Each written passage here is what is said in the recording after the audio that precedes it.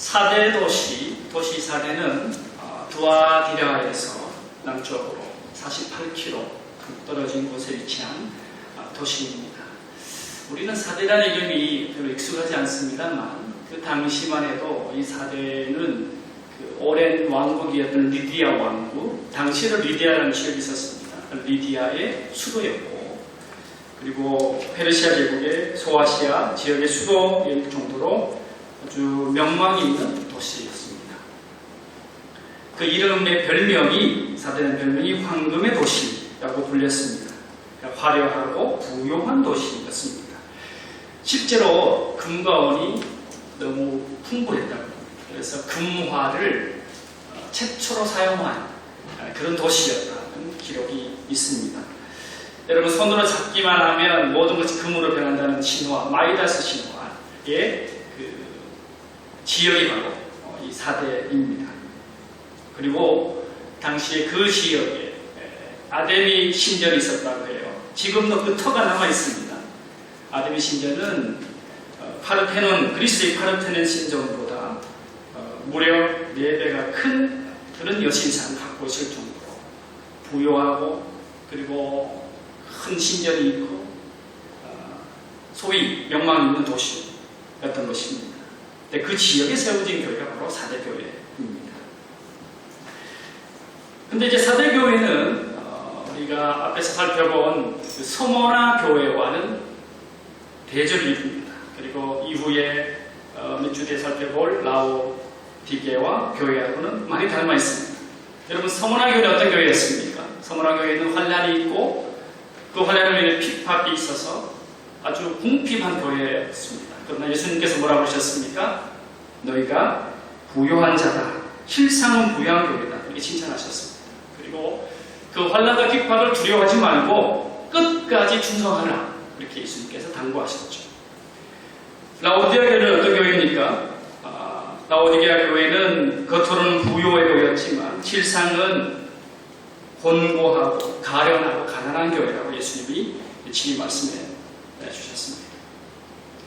이 4대 교회는 그런 의미에서 이 라오디게아 교회와 조금 비슷한 교회인 것으로 보입니다. 대단한 부자 교회였던 것 같습니다. 교회 규모도 꽤 컸을 것으로 보입니다. 당연히 교인 수도 많았겠죠. 재정 규모도 탄탄했을 것이고 인적 자원도 풍성했을 것입니다. 그러니까 사람들의 눈에 보기에 이 4대 교회는 부족함이 없는 교회였고 소위 이름난 교회였습니다. 그런데 예수님께서는 이 4대 교회를 향해서 정반대의 평가를 하고 계십니다. 겉모습이 아니라 그 중심을 보시고 말씀하시는 것이죠. 사무엘상 16장 7절에서 하나님께서는 사무엘에게 이렇게 말씀하셨습니다. 내가 보는 것은 사람과 같이 아니하니 사람은 외모를 보거니와 나 여호와는 중심을 보느니라. 왕을 세울 때 사무엘이 찾아가서 이새의 집에서 큰아들부터 쭉 봤을 때 그 외모와 신장을 보고 이 사람이 왕이 될 사람이구라고 평가했는데 하나님은 그렇지 않다고 말씀하신 거죠. 눈으로 드러난 사람의 평가와 하나님의 평가는 다르다,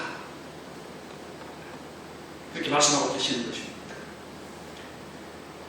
예수님께서 교회를 평가하실 때도 우리 인간의 눈과 다르다는 것을 우리가 알게 됩니다. 그 교회가 갖고 있는 여러 가지 규모나 모이는 숫자나 재정 상태보다 그 교회가 얼마나 하나님 마음에 합한 교회인가가 바로 예수님의 평가의 기준이 되는 거죠.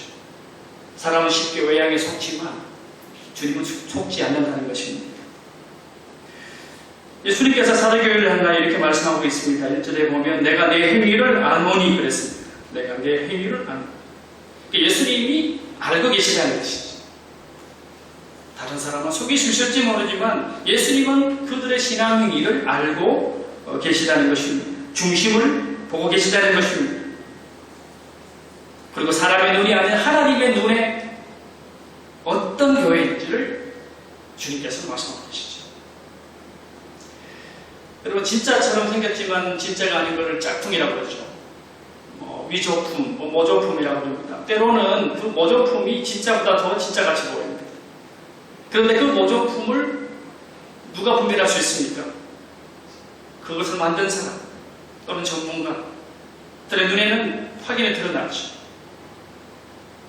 직접 그 제품을 만든 사람 앞에 보면 어떤 게 진짜고 어떤 게 가짜지 않은 것처럼 예수님의 눈에서 봤을 때, 예수님의 눈으로 봤을 때 그 교회의 모습은 그게 진짜인지 가짜인지는 그 예수님의 불꽃 같은 눈을 통하여 보여지는 것입니다. 자, 그렇다면 4대 교회가 가진 문제는 무엇이었을까? 크게 두 가지입니다. 하나는 겉으로 유명한 이름을 가졌지만 실상은 죽은 교회라는 것이죠. 3장 1절에서 예수님께서 말씀하고 계십니다. 중간 이후에 보면 내가 내 행위를 아노니 내가 살았다 하는 이름은 가졌으나 죽은 자로다. 당시 잘 알려지고 부유한 도시에 있는 부자교회였지만 예수님의 눈에 보기에는 죽은 교회였다는 것입니다. 참 무서운 이야기 아니겠습니까? 자, 그렇다면 여러분 4대 교회가 처음부터 죽은 교회였을까요? 그렇지는 않습니다. 4대 교회는 주후 1세기 중반에 세워진 교회입니다. 그리고 바울의 제자였던 클레멘트라는 분이 그 교회의 제1대 감독이었습니다. 지금으로 말하면 담임 목사님 좀 되겠죠. 그래서 그 교회가 바울의 제자니까 얼마나 잘 먹긴 했겠습니까? 그리고 역사를 보니까 박해시대의 4대 교회는 많은 순교자도 내고, 그리고 이 4대라는 지역 이름의 뜻이 남은 자라는 뜻인데 그 이름에 걸맞게 신앙 굳건히 지켜온 교회였습니다. 그런데 그 교회가 어느 순간부터 도시의 물질적 풍요로 인해 타락하기 시작한 것입니다. 그리고 점차 세속화되기 시작한 것이죠. 점차 나태해졌고 쾌락을 추구하기 시작했고, 그러면서 신앙은 점점 그 자리를 잃게 되었던 것입니다. 그래서 예수님부터 이런 책망을 듣게 됩니다. 우리는 때로 과거에 뜨거웠던 신앙을 자랑할 때가 있습니다. 과거에 내가 이렇게 신앙생활을 했고, 어떤 분들은 나는 모태신앙이다, 그런 자랑을 합니다. 뭐 나쁜 건 아닙니다. 그러나 과거의 어떤 신앙적인 행적, 과거의 신앙적인 열정이 물론 중요하지만 더 중요한 건 지금 현재 나의 신앙은 어떤가, 지금 현재 나의 모습은 어떤가. 신앙은 늘 현재형이 되어야 하기 때문이죠. 계속 새로워져야 되기 때문이죠. 종교개혁자들이 외쳤던 것처럼 교회는 늘 새로워져야 합니다. 우리 개인적인 신앙도 마찬가지고 교회도 마찬가지고 끊임없이 새로워져야 됩니다. 왜냐하면 사람은 계속해서 상황의 영향을 받고 형편의 영향을 받고 또 시간이 지나면 지날수록 한때 유명했던 교회가 그냥 명맥만 유지하고 오히려 주님으로부터 이와 비슷한 죽은 교회라는 이야기를 들을 수 있기 때문입니다. 종교개혁자들은 그래서 교회는 늘 새로워야 된다. 개혁교회, 영어로 Reformed Church라고 하죠. Reformed Church, 개혁교회. 그 이름도 바로 여기서 온 거죠. 개혁되는 교회, 끊임없이 개혁되는 교회. 그걸 이야기한 것입니다. 말씀으로 늘 새로워져야 되고, 기도로 늘 새로워져야 되고, 예수 그리스도로 늘 새로워져야 합니다. 아름다웠던 과거의 그 추억에 매몰되어서는 안 되는 것입니다. 4대 교회의 문제가 바로 여기 있었습니다. 과거의 명성에 너무 빠져 있었던 것 같습니다. 과거의 영광에 파묻혀 있었습니다. 저는 한국교회를 생각해 봅니다. 한국교회가 전 세계에 얼마나 많은 부러움을 샀습니까? 한국교회 하면 열정이 있고 기도가 있고 또 열심히 있는 교회, 충성하는 교회, 그런 명성을 들었죠. 한국교회를 통하여 찾아와서 배우기를 원해 그런 교회였습니다. 지금은 어떻습니까? 과연 그 열정이 아직 살아있습니다. 그 기도가 있습니다. 그걸 다시 한번 생각하게 되었습니다. 화려한 건물을 사랑하는 교회는 아닙니까? 지금도 살아요동하는 교회여야 하는 것이죠. 신앙은 늘 새로워져요. 신앙은 늘 현재형이어야 되고 교회도 늘 현재적으로 하나님 앞에 살아있는 모습을 유지해야 합니다. 두 번째, 오늘 사도교회가 가진 문제점은 신앙 행위가 온전하지 못한 교회였습니다. 여러분 계시록 3장 2절을 보시면 뒷부분에 내 하나님 앞에 내 행위에 온전한 것을 찾지 못하였다 그랬습니다. 여기서 중요한 키워드는 뭘까요? 하나님 앞이라는 단어죠. 하나님께서 보실 때 이 교회에 신앙 행위가 있었던 것 같아요. 분명히 교회가 규모도 있으니까 이웃에게 봉사했을 것이고 선한 일도 많이 했을 것이고 또 대사회적인 활동도 했을 것입니다. 다양한 사역을 했을 것입니다. 부자도 했을 것입니다. 그런데 하나님께서 보시니까 그 행위가 온전하지 못하고 가짜라는 것입니다. 사람들 앞에서는 하나님을 잘 섬기는 것 같고 경건한 것 같고 기도도 잘하는 것 같고 찬양도 잘하는 것 같은데 하나님께서 보실 때는 진실한 마음이 느껴지지 않고 외식돼 진정한 하나님을 향한 경외가 없었던 것이죠. 사람들이 칭찬받고 괜찮게 보이려는 행위는 있었는지 모르지만 하나님의 시각에서 그 모습이 진실하지 못했다는 것입니다. 온전하지 못했다는 것이죠. 이 말씀을 묵상하면서 성경 속에 떠오르는 부분이 있었습니다. 바로 예수님께서 서기관과 바리새인들을 향하여 하신 말씀이죠. 예수님 그들을 책망하셨습니다. 왜 책망하셨을까요? 마태복음 23장 5절에 보면 예수님이 친히 하신 말씀입니다. 그들의 모든 행위를 사람에게 보이고자 한다. 사람에게도 관심이 있었습니다. 바리새인과 서기관들은 그들의 어떤 거룩한 신앙 행위를 사람들에게 뽐내기를 원했습니다. 그런데 실상 하나님께서 그 중심을 보시는 하나님에게는 관심이 없었습니다. 그러다 보니까 삶이 거짓으로 가득 찼고 형식과 허울만 남은 껍데기 신앙생활이 되고 말았던 것입니다. 그래서 예수님의 책망의 대상이 된 것이죠. 히브리서 기자는 히브리서 6장 1절에서 이렇게 권면합니다. 죽은 행실을 회개하라. 죽은 행실. 무엇이겠습니까? 거짓되고 불의한 행실을 말하는 것이죠. 죽은 행실을 회개하고 온전한 신앙을 회복하라는 것입니다. 마음을 새롭게 하고 살아계신 하나님 앞에 살아가라고 히브리서 기자는 권면하고 있습니다. 우리의 신앙이 거짓 신앙이 아닌지를 살펴보아야 할 것입니다. 과연 하나님 앞에서 우리의 신앙은 온전한 신앙입니까? 우리의 예배는 온전한 예배입니까? 외양뿐인 경건은 아닙니까? 진실이 결여된 사랑을 하고 있지는 않습니까? 우리 자신을 돌아보게 합니다. 그러면 예수님께서는 사대교회를 향하여 책망의 말씀을 하셨을까요? 그렇지 않습니다. 오늘 말씀을 주의 깊게 읽어보면 예수님은 야단만 치신 것이 아니라 사대교회를 향하여 정말 사랑 깃든 권면의 말씀을 하고 있습니다. 그 교회가 진심으로 새로워지기를 원하고 계시는 하나님 예수님의 마음을 느낄 수 있습니다. 과연 사도교회는 어떻게 새로워질 수 있겠습니까? 예수님께서 그 교회가 새로워지고 회복되기 위해 세 가지를 말씀하고 계십니다. 우리가 귀 기울여 들어야 될 대목입니다. 첫째는 깨어나라라고 말씀합니다. 깨어나라. 두 번째는 남은 바 죽게 된 것을 굳건하게 하라. 세 번째는 기억하고 지키고 회개하라. 이렇게 말씀하셨습니다. 자, 여러분 3장 2절에 보면 깨어나라는 단어가 보입니다. 일깨어라고 되어 있죠. 이전 너는 일깨어라는 단어가 헬라어로 그레호레오라는 단어였습니다. 그 뜻은 두 가지. 하나는 신체적으로 깨어나는 것입니다. 신체적으로. 이 단어가 성경 속에 많이 사용된 걸 제가 찾아봤는데요. 자다가 깨어나라 그런 의미입니다. 그래서 마태복음 24장 43절은 어떤 내용이냐면 예수님께서 세상의 종말에 대해서 말씀하시면서 그 현명한 집주인의 비유를 들고 있는데요. 언제 도둑이 올지 모르니까 깨어있는 집주인을 비유를 들면서 종말의 때를 깨어서 대비하라 그렇게 말씀하셨습니다. 또 한 번은 마태복음 26장 38절 어떤 내용이냐면 겟세마네 동산에서 예수님이 기도하시는 장면에 예수님께서 하신 말씀이죠. 죽음을 앞두고 십자가의 죽음을 앞두고 제자들을 데리고 기도하러 가셔서 그 현장에서 예수님께서 뭐라고 하셨습니까? 제자들에게 나와 함께 깨어있으라. 이건 물리적으로 신체적으로 깨어있는 것을 말하는 것이죠. 두 번째, 이 그레고리오는 두 번째는 비유적인 의미가 있습니다. 아마 이것이 더 많이 사용되었을 겁니다. 정신을 차리라는 뜻이죠.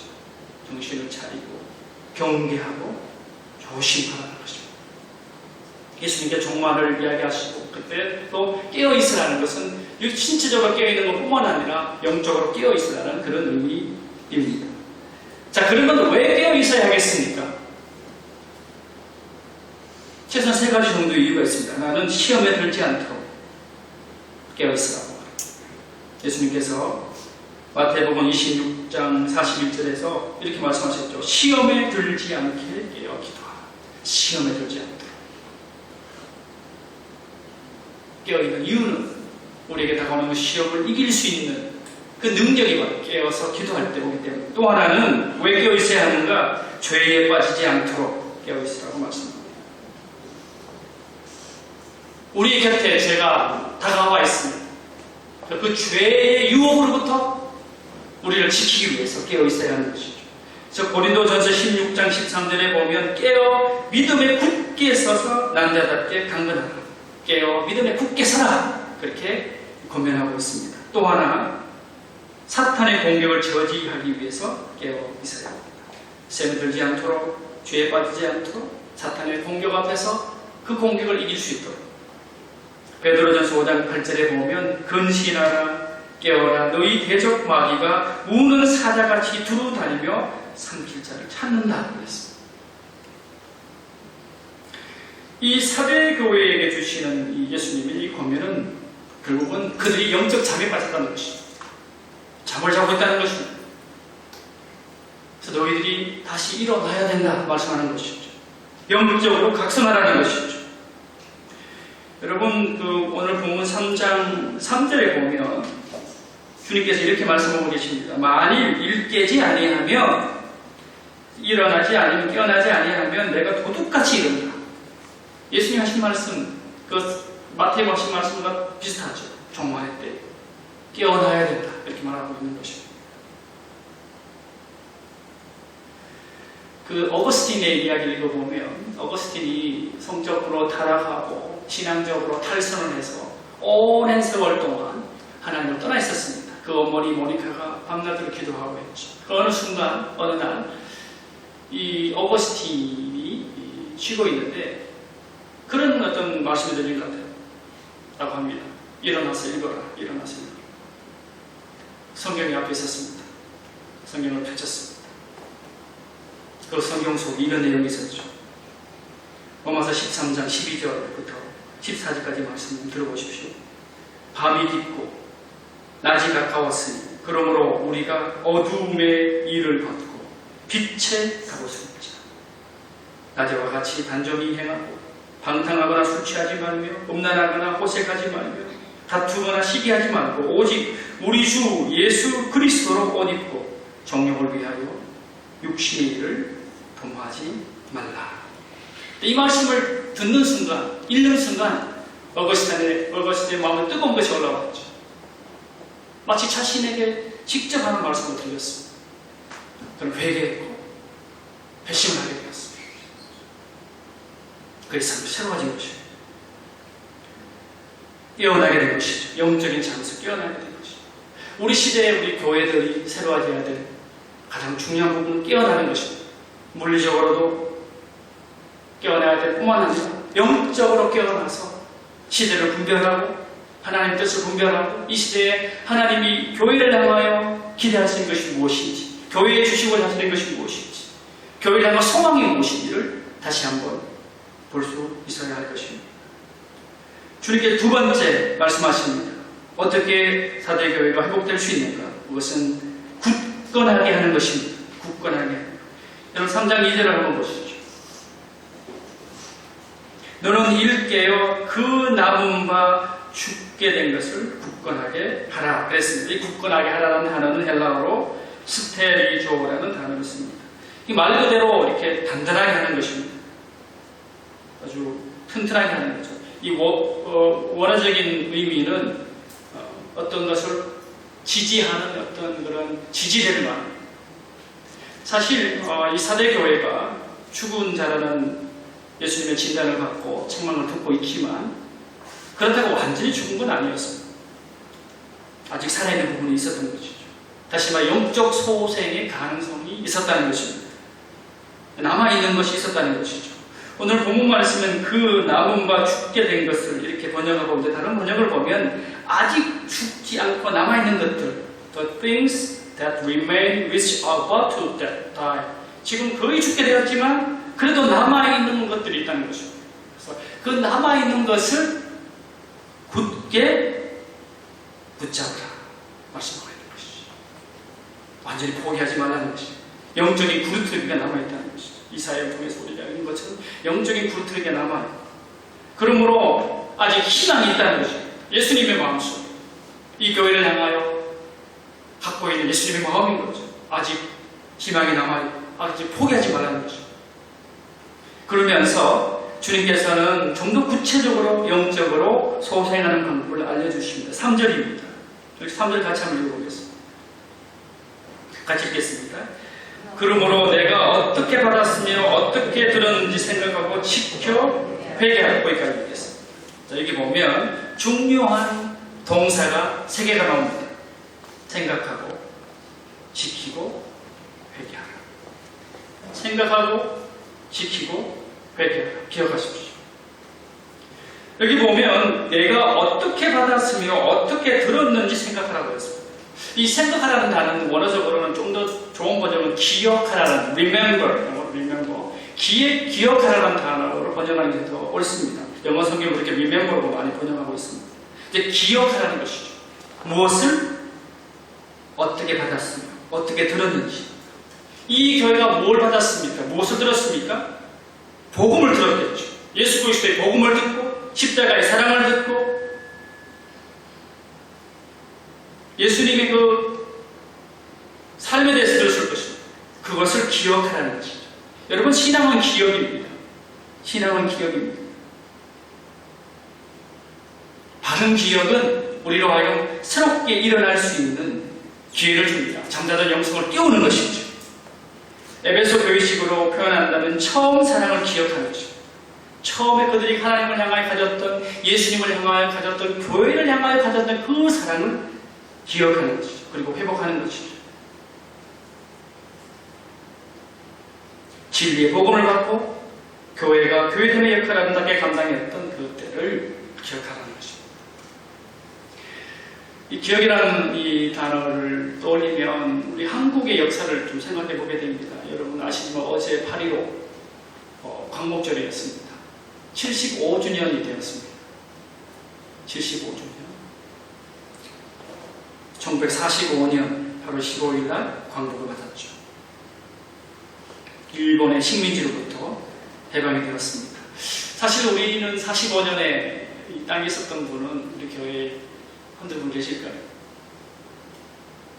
근데 우리가 참 잘 있는 것 같습니다. 이 광복이 어떻게 왔는지.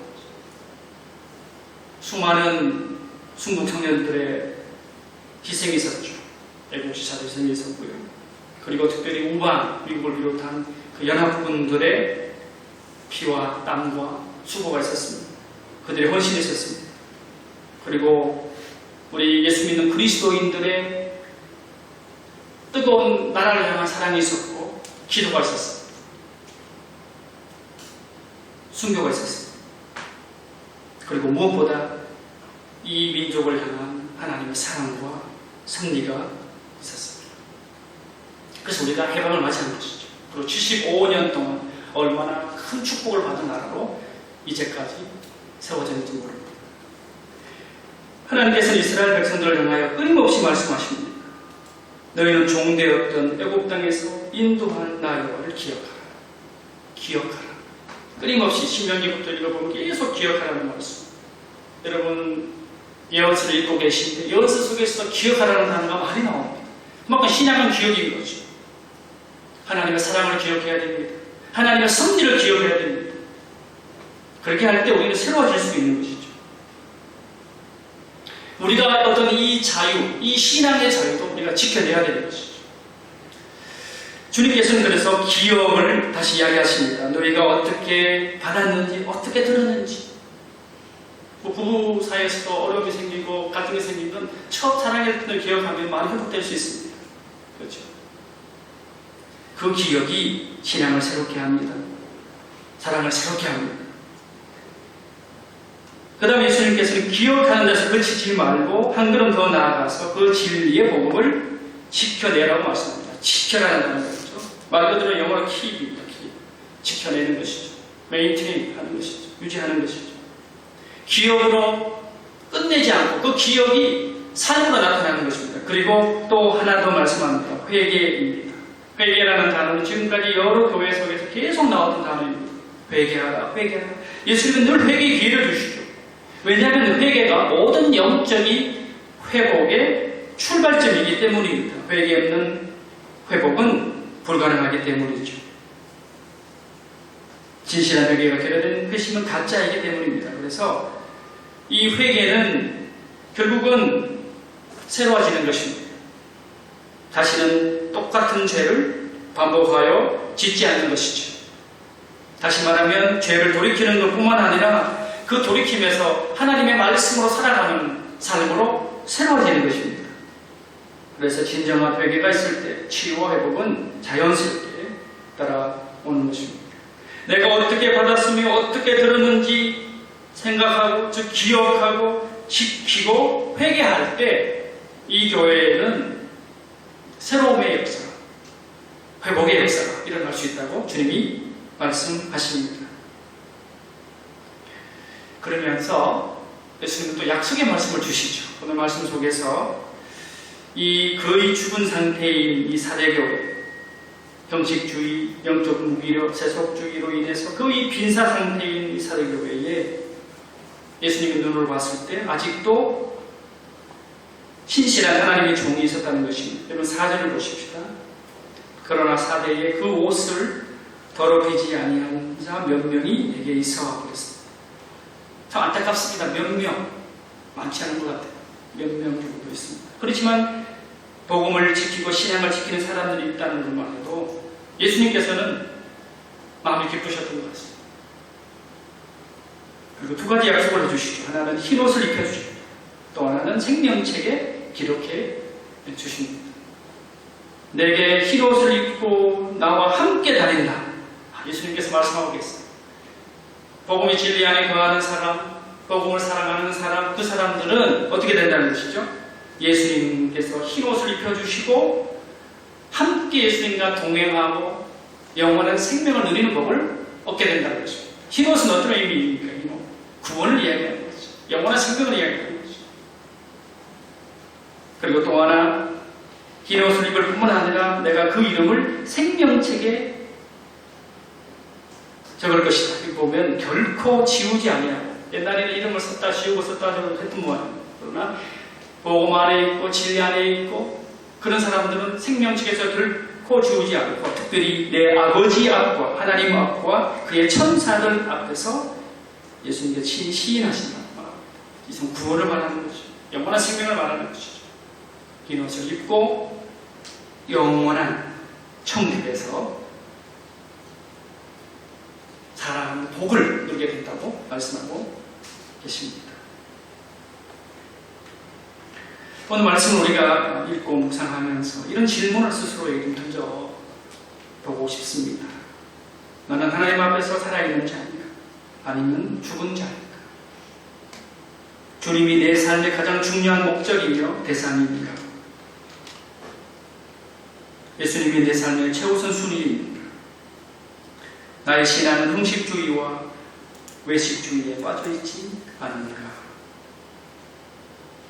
세속주의에 물들어있지 않은가? 사람들에게 사랑하고 싶은 마음으로 신앙생활을 하고 있지 않은가? 그런 질문을 우리에게 던져봅니다. 우리의 삶 속에서 흐트러진 것이 있다면 새롭게 바로 잡아야 할 것입니다.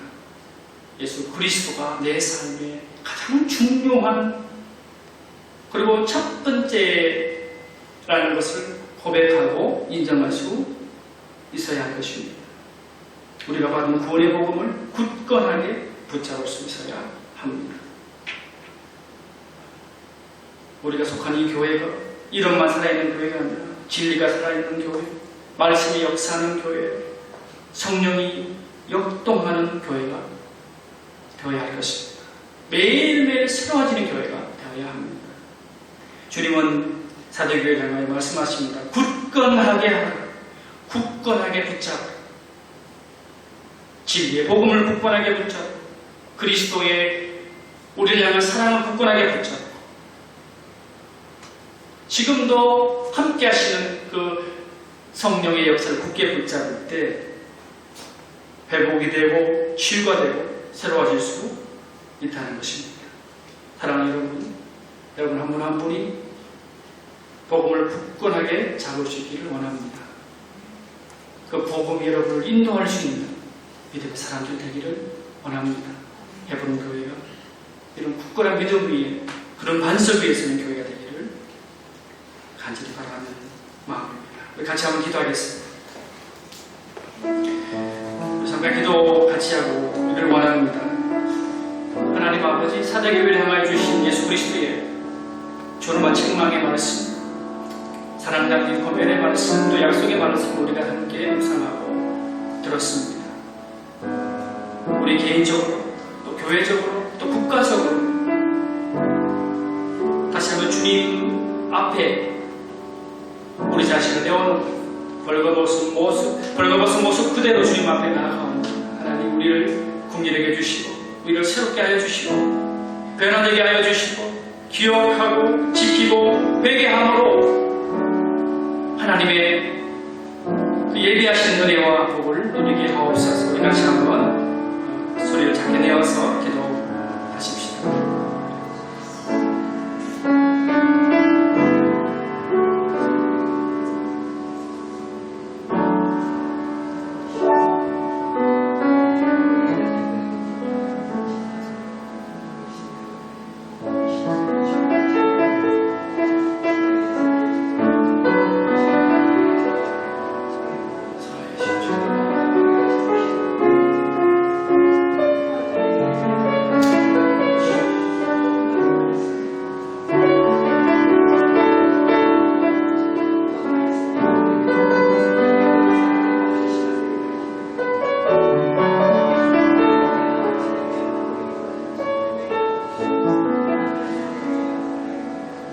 살아계신 주님, 참으로 감사합니다. 어려운 때 살아가지만 그러나 주님이 우리와 함께하고 계시고 십자가의 사랑이 우리 곁에 있고 날마다 새롭게는 성령의 동행하심을 인하여 감사를 드립니다. 사도교회를 향한 예수님의 그 준엄한 말씀 우리가 다시 한번 새깁니다. 일깨워서 영적 잠시 깨어나기를 원합니다.